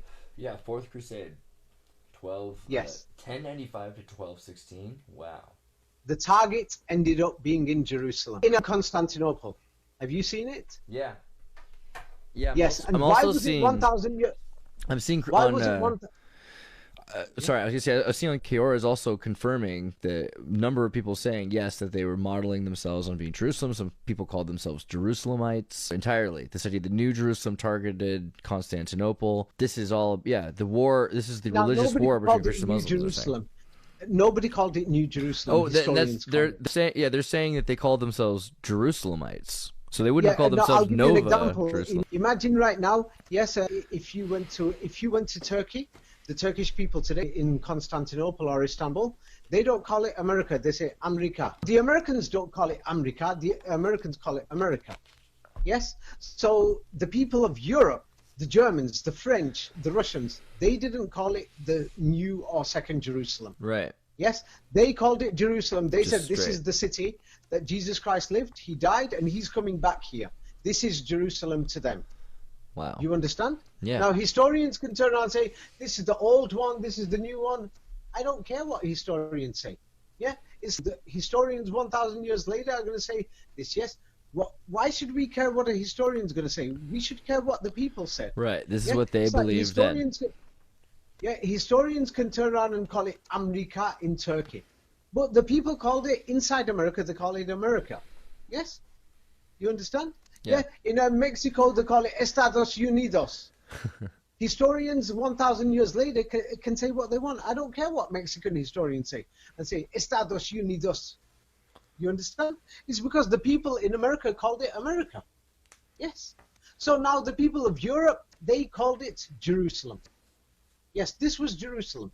They're even going to crusades to go and fight there. Yes. So now this is even worse. They're going to go to crusades and they're burning this city down. And when they go on crusades, do you know what they were doing on these crusades? Burning books? I wonder. They were burning Bibles. Yeah, okay. And they went 1,000 years later. Do you know what's so strange? People can check the history of the crusades out. What is so strange is that they were burning all these Greek Gospels. Yes, they walked into Constantinople. So if these are Germans, the English, the French, the Dutch, the Austrians, the Swiss, the Italians, they're going on the crusades. These people, some of them Knights Templar, whoever, Teutonic Knights, whatever, they're going on crusades. They arrive in Constantinople, the greatest Christian city in the world, the biggest city in the world. What are they doing? They're burning Bibles. Now, this is very strange, yes, that they're burning Bibles and burning churches, yes? Just a total cover-up. Try to get rid of all the history they can and put in a new So now the history. thing is, if this is the people of Europe, they're burning Bibles, why would they burn Bibles and books? If they're trying to get rid of the history and change it with a new Bible. Are they trying to get rid of history? Or why did they go burn the churches? So is the truth, they've told us that the Crusades was a war against the Muslims. What if it's the other way around? What if the Crusades was the people of Europe fighting the churches and fighting the Gospels? Because September the 11th was one of the biggest things in the world. And half the world, more than half the world said it's a lie. Same like coronavirus was one of the biggest things in the world. And more than half the world said this is a lie and it's a scam. But do you know what? The books, the official books, the gospel of coronavirus in 1,000 years' time is going to say there was a virus and millions and billions of people died. Yeah, the gospel of September the 11th, after 1,000 years, is going to say, yes, these airplanes hit the towers. So now, in the same way, the people didn't believe the official story, saying that Jesus Christ was crucified. They didn't believe it. They went out there to get revenge. At first they heard, I'll tell you why this story doesn't make sense. The Crusades lasted for 400 or 500 years, and they're mysteriously targeting Constantinople. And Constantinople is known as Jerusalem. Yes, and Jerusalem is where the original major church was. They called it Orthodox. The Vatican only became powerful after the Middle Ages, during and after. So now I've just sent it you. I've sent you a link. You could check it. That they went there. They're burning all these books, Bibles, whatever, and burning the churches down. The Knights of and they totally destroyed it. Yes, Library of Constantinople destroyed by the Knights of the Fourth Crusade. And now the Crusades mysteriously ended. Yeah, they ended around the time when a new Caesar came, and this Caesar was called Sultan Mehmet, and he stormed Constantinople. Was this a crusade? Yes. Interesting. Wow, and that makes sense because we were looking at Mehmet recently, and it's amazing. It shows how history they were completely ignoring his existence, and it's impossible to ignore. Yeah, and do you know what the worst thing is about the invasion of these crusades? They last for 500 years. Now imagine if Jesus Christ has been crucified. Yeah, the people who killed him, they'll do a crusade. You've got your revenge. It's over. But the people of Europe are going crazy for the next 400 or 500 years, and they keep on going back. And they're telling us that they're telling us the Knights Templar are from northern France and from Germany. But at the same time, they're telling us these people are called Alemannia, or the men of Allah, Alaman, and these people are barbarians at the same time, but they are the Knights Templar. How can they be barbarians who were burning the churches? Yeah, if you study the Aleman, they'll turn around and say these people were killing churches, etc. Wow. Alemans. And then they're called Alemans. These are the Germans. And those Ale. Yeah. And Alaman. And Allah, it means all or everything. It's got the exact meaning in Arabic. God. All or everything. All encompassing. Alemans. Well, Ali is also the son-in-law and companion of the Prophet Not Muhammad, Ali, right? Allah. Well, Alaman, the Alamania. I'll have to send it you. no, for sure. I know it's especially in Spanish and everything. That's still how they're Yeah. referred to as the Yeah, the Alaman. strange thing is, why were they called this name? Yes? Either because of Allah or because of Ali, the cousin of Muhammad. One or the other. Oh, the word Ali is the name of a person. We're talking about a tribe or a group of people. Now the thing is, the Alaman or the Alaman, they were going around burning churches. Yes? So this is strange. Yeah, and they were fighting these churches. So it just doesn't make sense. They were fighting the Roman Empire when the Roman Empire was Christian Roman. So it just doesn't make sense unless if we put two and two together of the Crusades. And the Crusader Knights had this cross on. Yes, and the thing is, now that I've mentioned Istanbul, we could get diverted saying, oh, Allah probably means Ali. Or the reason I think it's interesting is because when we think of Muhammad, there's a very big difference between his rule and his cousins. When Ali comes in, Shia and Sharia Shia Islam still kind of consider the authoritarianism from Ali. So it makes sense if that was an authoritarian split. Now the thing is, and we won't focus on what do you call it? Yes, Jerusalem and Constantinople. We should get back. The thing is, if you're going to talk about Ali and Sharia law, it's fascinating though what you're saying about Alaman, because nobody says that. That's why I've given you another link so that people will know that they're going into the totally wrong path. Like, for example, Judaism has got Shahita law, or instead of Sharia, it's a similar word. Hebrew came from Arabic, not the other way around, and it's to do with the laws for eating and food and how to slaughter animals. Yeah, so it's going to go a bit too far, and then talking about people's cousins and whatever, Sultan Mehmet or the Prophet Muhammad, how many Muhammads? Let's focus on Jerusalem. Another day. Now let me send you what people don't notice is this. Now up to about, if we look at medieval or Renaissance is the end of the medieval Renaissance, crucifixion, paintings. Yeah, there's paintings inside churches, on their walls, and things like that throughout Europe, yes? Yeah? So now the thing is, you'll find hundreds of paintings throughout Europe, yes? Of the crucifixion. Yes? The crucifixion paintings. Right, the three crucifixes in the lodge. People could do a Google search. Have you received that Google search? I just see the Shashita part still. I haven't got anything past that. Oh, wait, it's coming up. Let's not get distracted to it. It's coming up now. Yeah, so the thousands of pictures of the Muhammad So now, Allah here name. is an example. Here is an example. This is an example of a Renaissance painting of the crucifixion by Antonello de Messina. Yes? And what do you see in the background? Look carefully at that picture. You will see the two waterways. The first waterway is the Golden Horn in Istanbul, with the walls near the Golden Horn, and beyond that is the Bosphorus. There it is. Yeah. Yes. Wow. Yes, and that's what you will see in half the paintings of these famous paintings, and they're not in one place because people went. Can you imagine right now? In America, many people, yes, they've been to New York. They've been from Los Angeles to New York, then they go back home, holiday. They've been from Seattle to New York, then they go back home. They've been from Dallas and Houston to New York, then they go back home. They've been from Florida, Miami, Tampa, and all these places to New York, then they go back home. They go from Chicago, then they go back home. Yes? So now, during the Middle Ages, everywhere in Europe, from France, from Germany, from Spain, from Italy, everywhere, people were going to Constantinople, Jerusalem. They were going there because they went there because they were waiting for Jesus Christ to come back. He's going to come to this city. Yes? And the crucifixion happened in Jerusalem. So now let's look at all these paintings and let's see what Jerusalem actually looks like. And what do we see? Now, here is Bosphorus. we could talk about Sharia law or Shahita law. But yeah, this is big. Yes, in Judaism. Or let's get to the exciting things. Yeah. Because you asked about Constantinople. I'm sending you many paintings so that you could go through them. Here is a painting by Gerard David, and this one's from Holland. Wow. Around the 15th century. Definitely. If the Bosphorus is at Jerusalem, that's crazy. The Bosphorus in Jerusalem. Do you know what you could see there? What you can see in that painting, you can actually see, yes, from the 14th, 15th, 16th century, you can actually see the Hagia Sophia, which is a bit darker in color, and you can see the Sultan Ahmed Mosque. I sent you a new picture. Have a look at the new one, the Sultan Ahmed, that looks white and brand new. Right. And you can actually see Galata Tower. and Galatatower for the Galatians. Wow. Have you received the new picture? Yeah. I was just looking at the Galatatower the other day because it has that rotary. It's amazing. That's exactly, and it's in the crucifixion picture. There's no question. That's it. Jerusalem and Turkey.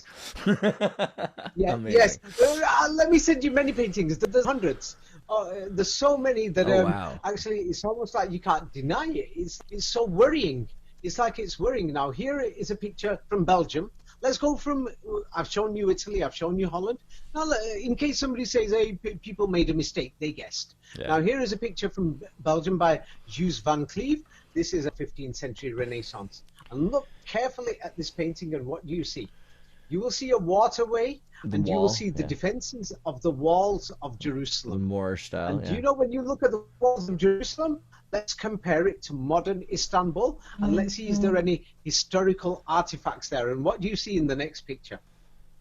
Yep, there's the same Moorish style, the ascending wall, the same kind of octagonal castles. It's basically exactly the same, because the wall today is damaged. Right, yes? There you go. Yes, yeah, that's so it's an exact match with the waterway, the waterway that's going through the Bosphorus, yes, and it's an exact match. At the Rumeli Hisari. And Jerusalem is not, yes, and Jerusalem is not beside the sea or the two waterways. I could dismiss this if it weren't for the fact that if this was just people in Turkey drawing pictures of Jesus, and so they use their own surrounding, but this isn't that. They're all over Europe. These are people all over Europe. Places. This is everywhere. This is crazy. Yes, so that's the problem. So now Professor Anatoly Fomenko pointed this out. Yeah, now here is another painting I've just shown you, and you can have a look through this. Oh, carefully. man, yeah. This is from the 15th century, and you can actually see the ships going through in the Bosphorus. I've sent you an enlargement.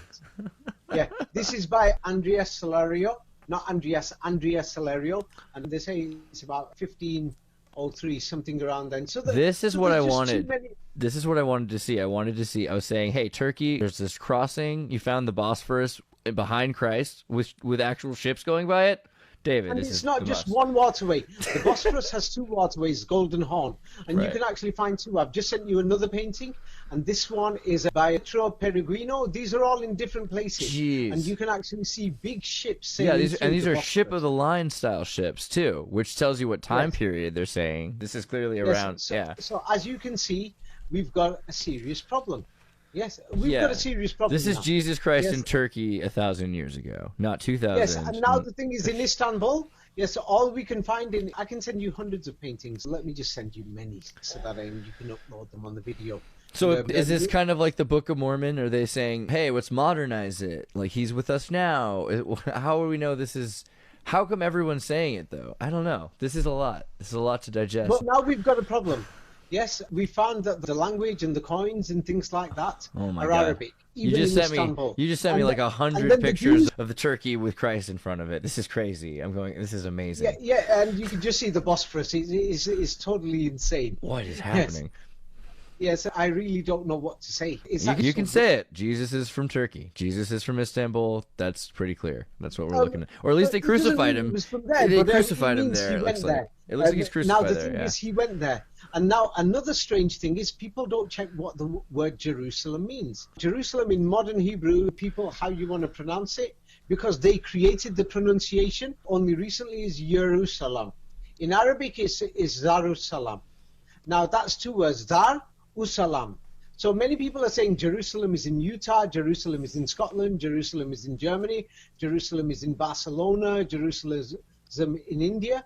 Now we've got a problem. All these people who are saying Jerusalem is in Scotland, Edinburgh, okay, let's see what they're going to say. The word Jerusalem is two words. It means the word Jer or Dar means city in Hebrew, Aramaic, or Arabic. Choose whichever one you want. Yeah, the first word means city, Dar, and the next word means peace. Salam. Usalam. Not salam or shalom, usalam. It's two words, Dar and usalam. And now we have a religion today in the world that's mysteriously called Usalam or Islam. So was Islam created by the Prophet Muhammad, or was it created from before? Because this is what the Muslims say. They say the Prophet Muhammad was the final leader of Islam. Maybe in the Middle East they say Islam today, but in these dialects they said it was called Islam. So now people are saying Edinburgh was the city of Jerusalem or Jerusalem. So they're saying it was the city of Usalam. If it was the city of Usalam, okay, now all you people who are saying these things, and then you found all these Arabic coins all over Europe, what do you have to say now? Yeah, these Muslims have been saying for centuries, have been saying, hey, Islam is older than the Prophet Muhammad, and it was the religion of Jesus Christ. And this is why many people said their city was called the city of Usalam, because Uslam or Isalam was the system. Yes. Uslam. That's the new thing. Yes. It's the old thing. Jerusalem. Yes, Jerusalem. Jerusalem. It's yes. It means city of peace. So Islam means the religion of peace. Usalam, Islam. So now we've got these problems, and we've got these problems. Jesus Christ. What language did he speak? All the Jewish people have been speaking Arabic for centuries. We can't even find a Hebrew language. Nobody even spoke it. Then they burnt all the Jewish people's Arabic books that Jesus Christ left behind. And then, hey, people are going on crusades. They're burning all these Gospels in Istanbul or in Constantinople. They're burning all these books over there. And Jesus Christ was crucified there. Or if Jesus Christ was crucified in Constantinople, it means the priests who killed him, because the history says that the people who were the priests, okay, they call them Pharisees, Sadducees, blah, blah, blah. They turn around and say that the priests, yes, killed Jesus Christ. Yes, they sentenced him to death. Yes, this is what it says in the Bible. So now, let me send you this information, because this information is totally shocking. Because many people don't seem to think for a few minutes. Yeah. Now, even in the New Testament, even with all its modifications, yeah, it turns out and says that Jesus Christ was sent before basically the Parliament, the Pharisees, and he was sent before the Sanhedrin. This is where the high priest is, and this is where they've got the Pharisees. The Pharisees are the priests, and the scribes, and the people who are the writers. Yes?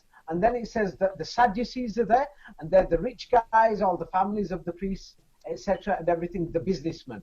Yes? Yes, so Jesus Christ was sent before the ruling people of Jerusalem, or the ruling people of Constantinople. Yes? Have you got that? So what do the Pharisees mean? Yeah, I'm seeing this. So it says the Pharisees were the forerunners of the rabbis. It's the same like saying today, I could say, hey, it's the Democrats and the Republicans and the House of Congress, etc. Okay, so the Sadducees they were a powerful group. Okay. Yeah, it's the ruling governing body of Jerusalem, of Istanbul. So now it's basically these people, the priests and the ruling families. Gotcha. And the people in power. Because to be a priest, your father would have to have been a priest, and to be a high Sadducee, your father would have to be a high Sadducee. Yes, it's the people in power in Constantinople. Okay. So now you can see why the Crusades went to Constantinople. And it wasn't just the priests, it was the scribes, the people who were writing these religious books. They sentenced Jesus Christ to death, and they said, Jesus Christ must die.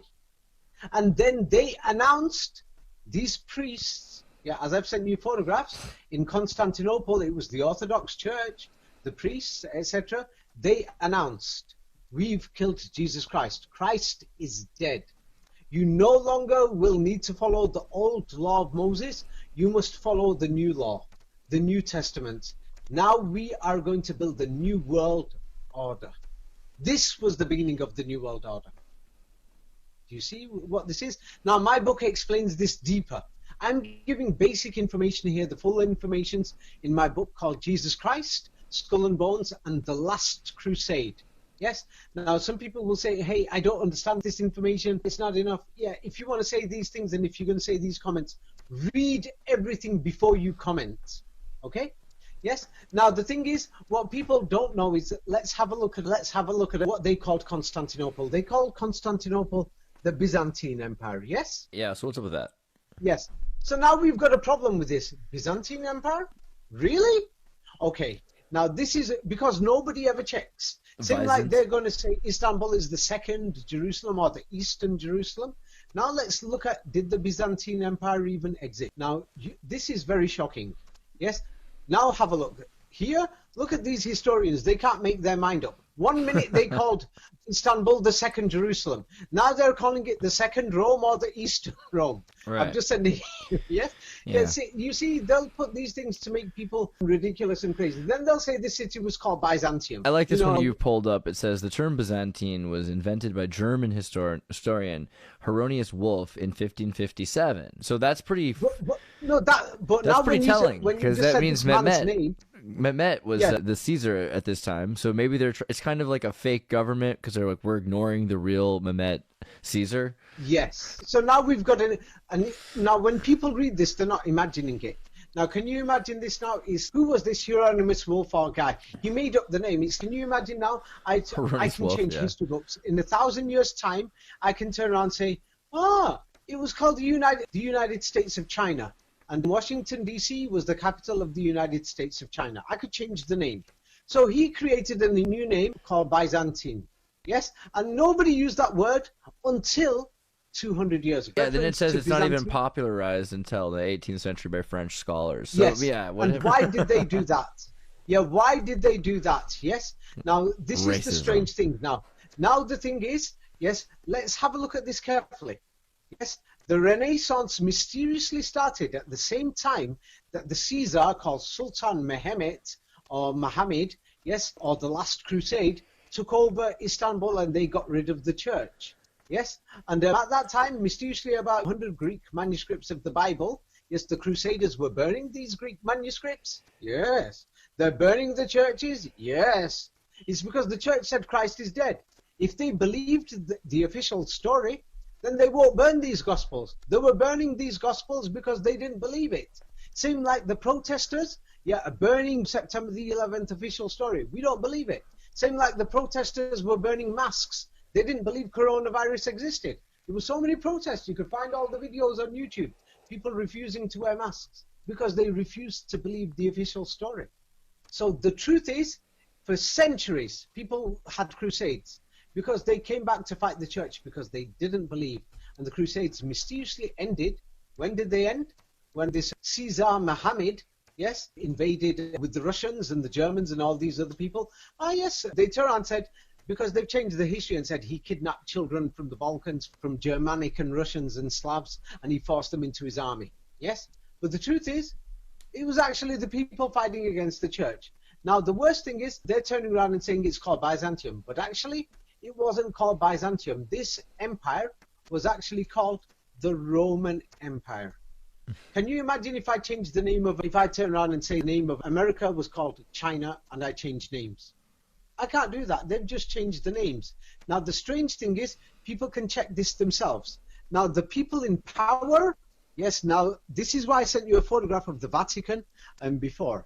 Now, the people who were the priests of the churches, yes, who claimed that they just killed Jesus Christ, yes, and they wrote these Gospels, the Crusaders were killing them, and they were burning all these churches. Now, when Constantinople was taken by the Caesar Muhammad, yes, do you know what happened? Those people ran away with their Gospels, and they ran to Italy.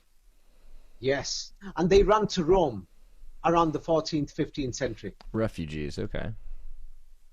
This is why they set up the Vatican. The history of the Orthodox Church is alive.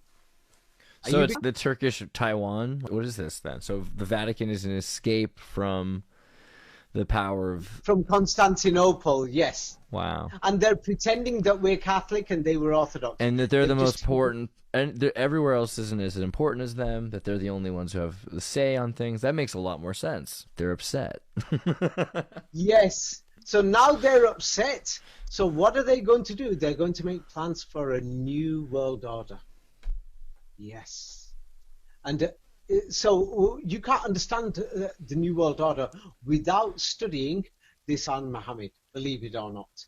So now the thing is, what's even worse is, so these people call themselves the Roman Empire. Now the strange thing is, what most people don't know is, what do you call it? Yes, let me send you the thing is, mysteriously, when these people ran away from Constantinople and they arrived in Italy and they went to Rome, look at what they suddenly did in Rome. The Renaissance started, and look at what they teach you. I've sent you a link from Cambridge University, the first link. Mysteriously, they've rediscovered the civilization of ancient Greece and ancient Rome. So they had some world fairs, basically, and they were like, look at this lost culture that we need to reestablish. It's like, can you imagine right now, I'm going to turn around and say, I've just rediscovered the ancient history of the planet Pluto that's been lost for 1,000 years. The people of America, yes, they came from the planet Pluto. Can you imagine if I mysteriously start saying this? Yeah, It works at Disneyland. People, yeah. So now the thing is, they're saying what happened is they said that the history of ancient Rome and ancient Greece was lost for 1,000 years until, Whoops. yes, these people got defeated in Constantinople, the city of Jesus Christ, and then they had to go to Rome. I'm telling you, it sounds like such a joke. Yes. And luckily, it was just buried. Right? It was just buried, and it was in perfect condition, and that's how they were able to just find it. What was buried? I'm just saying, what is this? Yeah, this is a ridiculous narrative. Yeah, and as you said, they spoke Etruscan there, and Etruscan, yeah, it was actually Latin backwards. Yes. Yeah, and so in other words, from left to versus right to left, yeah, and the Etruscans like Arabic. called themselves the Rashi people. Yes, and it sounded like Slavic. So now the worst thing is, yeah, many people don't know this. Yes, let me show you now the Crusades. They tell you the story of the Crusades. They tell you the people were fighting Arabs on camels. Yes. Now let me show you this, and this is going to shock people. Let me show you this. Now this, yeah, many people don't know this because the history has been, they don't teach you this because they don't bother. Now here is a photograph of Stalingrad. I think it's World War I or II. Yes, you'll find many of these pictures. There's hundreds of them online. Yeah, many people, this will actually shock you as well. Yes. Now, because in the modern day, Europe's modern now, so people don't bother to use horses anymore. Now, here is a picture of the Battle of Stalingrad. And what do you see in this picture, Andreas? This will make you actually start laughing. What do you see? Camels in the Battle of Stalingrad. Okay. Yes, camels were common in Northern Europe, Germany, Poland, Russia. They were using them in World War II. Hundreds of them, thousands. My God. Can you believe this? And so now the thing is, so these camels that they were fighting, people with camels were fighting in the Crusades, were actually Russians and Germans. Now, another thing is, what they don't tell you is this. Now, this is the most scariest thing. Yes? What people don't tell you is that the Russians are using Arabic, the Germans are using Arabic, the Slavs are using Arabic. You can't even find any swords that even have any Greek, Latin, or Hebrew. Now, the strange thing is, during the Crusades, the Slavs called anybody, yes, if you're from Croatia, Serbia, Slovenia, before the Catholic Church got there, the people used to call each other and they used to ask and say, are you an Arabi? If you was an Arab, it meant you were a servant of God. It had nothing to do with the word race. And this is why eventually in Eastern Europe, especially the Ashkenazim Jews, they started using the word Arabi, means the word rabbi. The word meaning changed over time.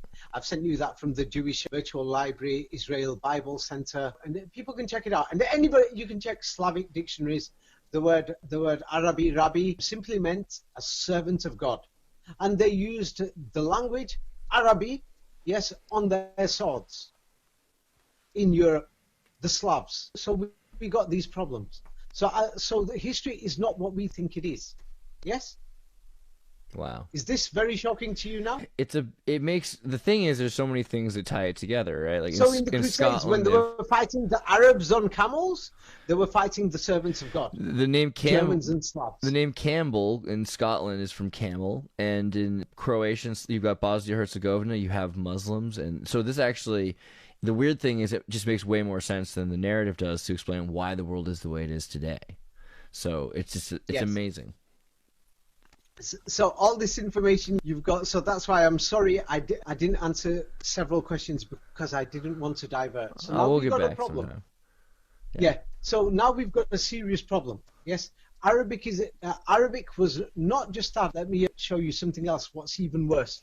Everybody knows this. Most professors know this. That you can check it out. The international language of communication. Let's say between France, Germany, England, Russia, India, Egypt, Greece. The international language for 1,000 years during the Middle Ages was not Latin.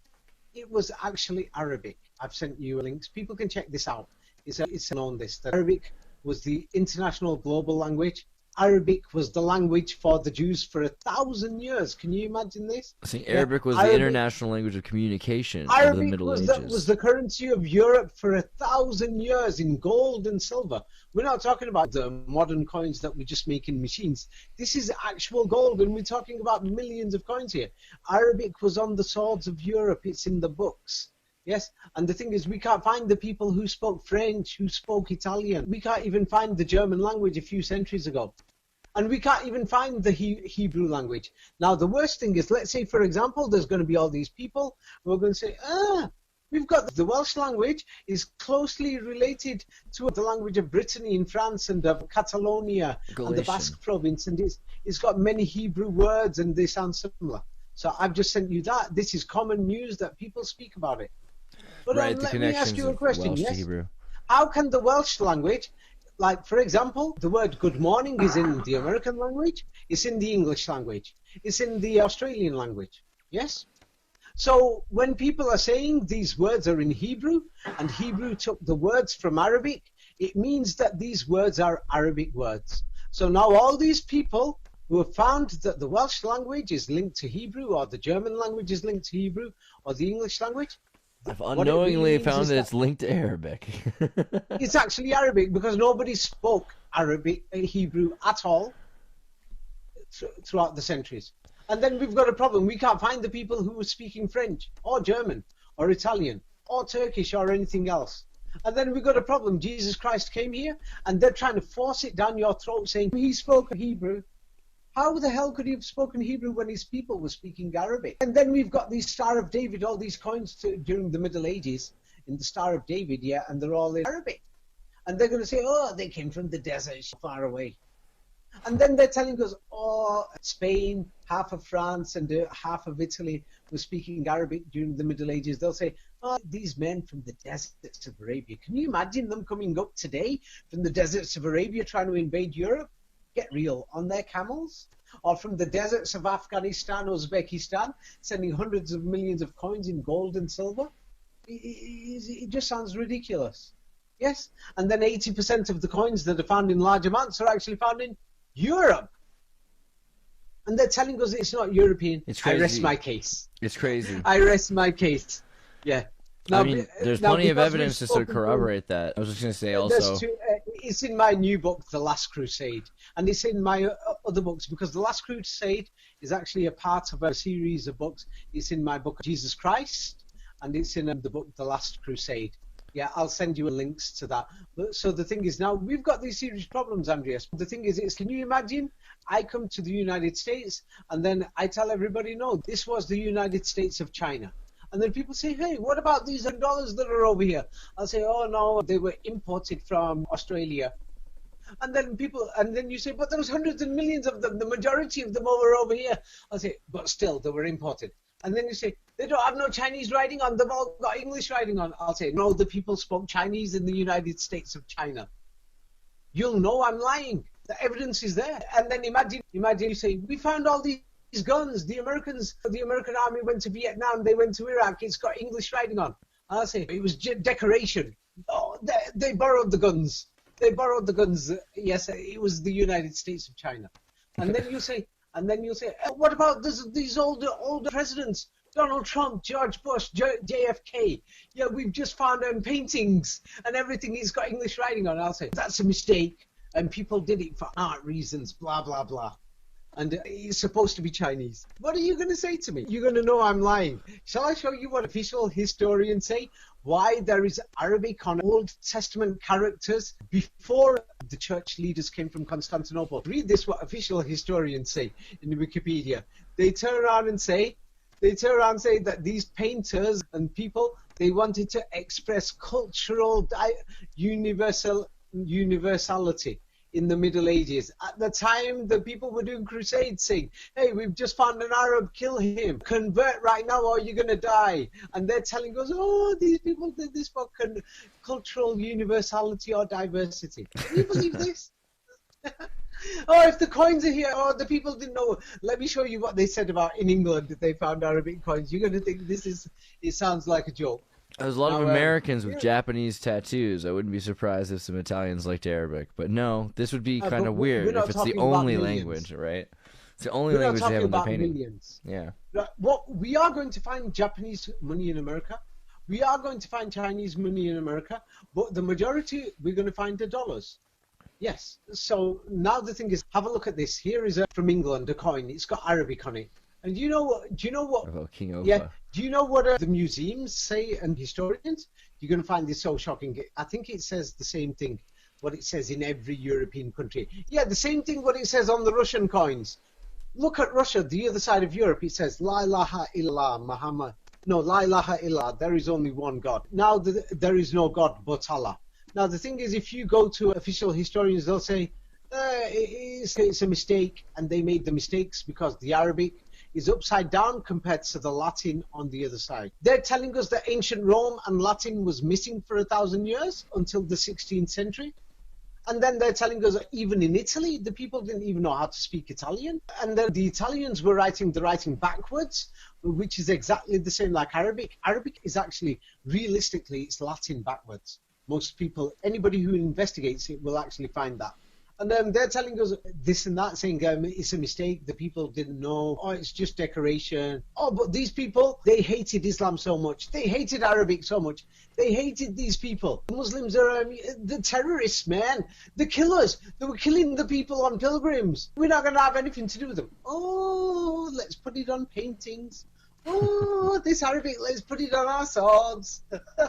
Oh, let's put there is no God but Allah on the coins. Let's put it on the emperors and princes on their crowns.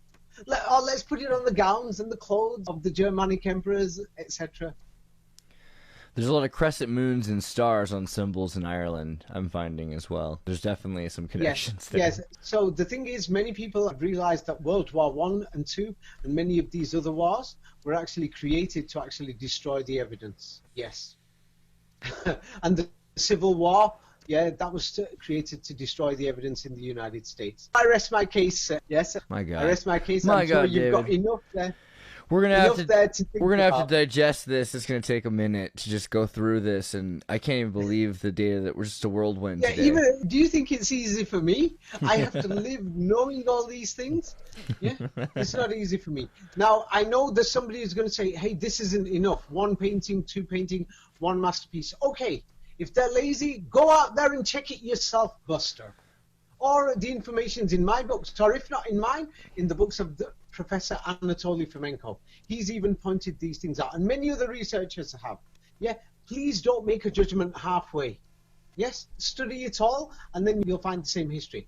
They're telling us these bishops of France, etc., they mysteriously had Arabic on. Oh, the Bible was in Hebrew. Really? Yeah, but we burnt all the Jewish Bibles. Yeah, we burnt them in Inquisitions for a few hundred years. But Hebrew is the original language. Really? How many Jews spoke Hebrew? Nobody until the 20th century. Sorry. But we're telling you the Bibles were originally in Hebrew. But nobody spoke that language. Oh, Hebrew? Sorry, all the words are Arabic, actually. Shh, don't tell anybody. We've just changed the style of the handwriting, given it a new alphabet. We've changed the pronunciation, added new words, and totally created a new language. Nobody's going to figure it out. Apart from people who study it, no one's going to know this. The world's lazy. People believed in the Gospels. They believed in the official history of the Twin Towers. They believed coronavirus. Yes. In the same way, they believe the crucifixion now, because they're believing the official story. But then we've got the Muslims on the other side of the world, and you open up their Quran. The Quran tells you all this and says, hey, go out there, you're going to find this evidence. Go out there, you'll know that they're telling lies. These people, they told lies. And they're doing this because they've got their plans and their plots, because they want to dominate the world. And if you look at it, you'll find that the New World Order, all the contracts were signed. Let me show you this before we go, because it's shocking that around the time that these official Greek New Testaments came out, yeah, they made all these contracts, yes, and they made all these contracts to divide the world, to form the New World Order, the New Testament, blah, blah, blah. Yes? And the thing is, wherever the church went, yeah, the church had its slavery, blah, blah, blah. And many people don't know, after this Sultan Mehmet, what he did after he invaded Istanbul, there were big revolutions throughout Europe. Like 1683 invasion, yes, the Vatican was turning around and saying that people were dying from plagues, blah, blah, blah. But here it is, then people can check it out, that around the time when this Caesar Mohammed, yes, took over, they made plans for the New World Order. And the New World Order was done especially after the invasion of Istanbul. And King Ferdinand and Queen Isabel's request for the New World Order, the old world order gave way to a new world order. Okay, so this is the old. Yeah. But when they say gave way, let me show you another thing. You can actually find documents from 300-400 years ago of the Vatican and the ruling people that came to Western Europe. And some of them were in Western Europe already, that they ran away, that they made plans to divide the world between them. Yes, colonial empires. Wait, let me just find it. Yes, to make the New World Empire and how they made nation states. But all this information is in my books anyway, that they made these plans to divide the world between them. Let me see, where is it? Ah, yes, I found it. You could, Wikipedia, just type in colonial empire, read through it. And they started making their agreements immediately after the fall of Constantinople. They say it was 1453. It took them another 25 years to settle down in Italy, to conquer Rome, get rid of the Etruscans, blah, blah, blah. Then they were making contracts. And they say this was competition with the Muslims. No, it wasn't competition. Yeah, it wasn't even Muslims, because when you look at some of these paintings of the invasion of Constantinople, the Knights Templar with their crosses, and other people, and Russians and Germans and Poles, yes, that they were in Caesar Mohammed's army, yes, and they were called Romans, yeah, they weren't called Byzantine. So these people ran away to Rome, and then they pretended and said, we're the original Romans, we are ancient Rome. Then they created the fake history of ancient Rome. That's another long story. Ancient Rome didn't exist. Half these buildings, they made them themselves and forged the coins. Hard to believe. So they made these contracts, and then they went round with the Bible, the Vatican and the French armies, the British armies. They went round with Christianity. It doesn't matter if they were Protestant, Catholic, whatever, Orthodox. This is what they did. They went out there and they took the New Testament to build the new world order, or the new system. And when they did that, mysteriously, Europe became 90% a land of serfs, peasants, and slaves. Yes, and they're telling us the beautiful history of Christianity. Yes, the beautiful history of Christianity. Let me just show you the beautiful history of Christianity is this. That it's actually shocking. Yes, let me show you that in Europe, yes, that during the medieval and Renaissance times, everywhere where the church ruled, it doesn't matter if the church is Protestant or Catholic or whatever, 80 to 90% of the people were serfs or slaves. Simple. Yeah. And they're telling us this is the beautiful culture of Christianity and the church. Look at what the church did. This is why people joined the Caesar called Sultan Mohammed. Yes, and after he did that, it was a revolution. And the church lost its capital. Constantinople was the greatest city of the world. It was Jerusalem, the city of Jesus Christ. So when they lost that city, they had to run to a small village. Rome only had, in the 15th century, yes, Rome's population was only about a village of 10,000 people. Yes, in the countryside, yeah. And they went there and they had to start again. Too damn they were angry. They must have been so angry. Yes, that's why the Inquisitions happened, yeah. Blah, blah, blah, everything. And they were burning all the books. They created these new languages, ancient Greece, ancient Rome, ancient Hebrew, blah, blah, blah. Yes. Wow. Let's leave it at that, Andreas, and the rest is in my books. So I think we're on the precipice of some major thing here, because we're getting to the point where we see how the collapse of Tartaria and the revision of history and whatever the cultures are created from, it's all happening now. Tartaria, the word tat just means father. Tartaria means fatherland. So some people call it Tartaria, some people call it Kingdom of God, the 1,000 years of the Middle Ages, or some people call it the Kingdom of Israel, King David, King Solomon. Yeah, they've got Maravi coins. It's all coming around the Crusades. It seems like the Crusades. And then this is also the for Crusades, next time. The Crusades? Yeah. Everyone says it was the church fighting against It's the worldwide civil war, it sounds like, if you have people rising up. It's the other way round. It's right. The people who were fighting the people in power. Yeah. Because they had enough of the lies, the crucifixions, the fictional story, forcing everybody to be a slave. Yeah, they made 80-90% of the people were peasants, dogs. Yeah, you can't go anywhere, you can't do anything, you're a slave. And then mysteriously, after the Turks, yes, invaded Europe, they took over. When they say Turks, it wasn't just Turks. It was the people of Europe joined them. And that's why the invasions of Vienna happened and other things. They got rid of these people.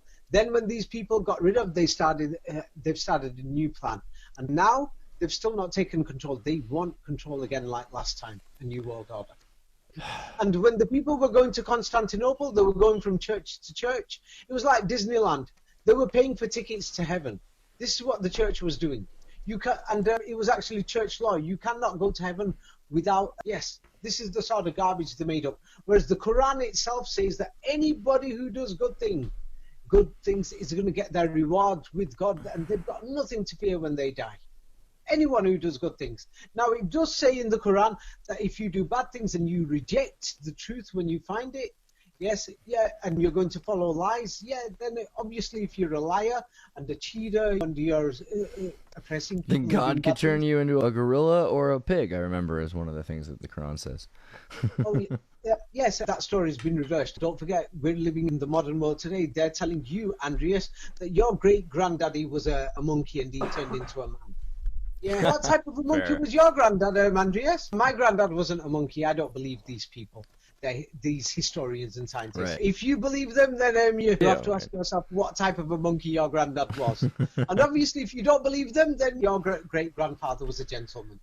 Yeah, yes. Or at least a bonobo. Okay, but next time we're gonna cover all this. We're talking about the Crusades. Subjects. Yeah, that's right. And we'll get into the Alawites. It's okay. I want to, because the Alawites seem interesting. We're talking about the Alawans and this idea of the more militant version of Islam that becomes Islam. Now we're getting to this idea of what happened to Islam. Why is there a violent strain? Why does the Alawite have the sword as their symbol? And that's all good stuff to find out. The violent people in Islam, they're called jihadis.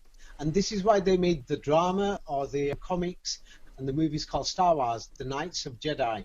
They were good people that became bad. Because that's why if you go and check all these guns in the Middle East of these Muslim crazy guys, they get their guns from America. They're financed by America and Russia. Everyone knows this. So they were originally good a few centuries ago. So the story of Star Wars is even based on the story. And Sith is Satan. These are long stories. Yeah. Let's leave it at that for today. David, it's amazing. Thanks so much for being here.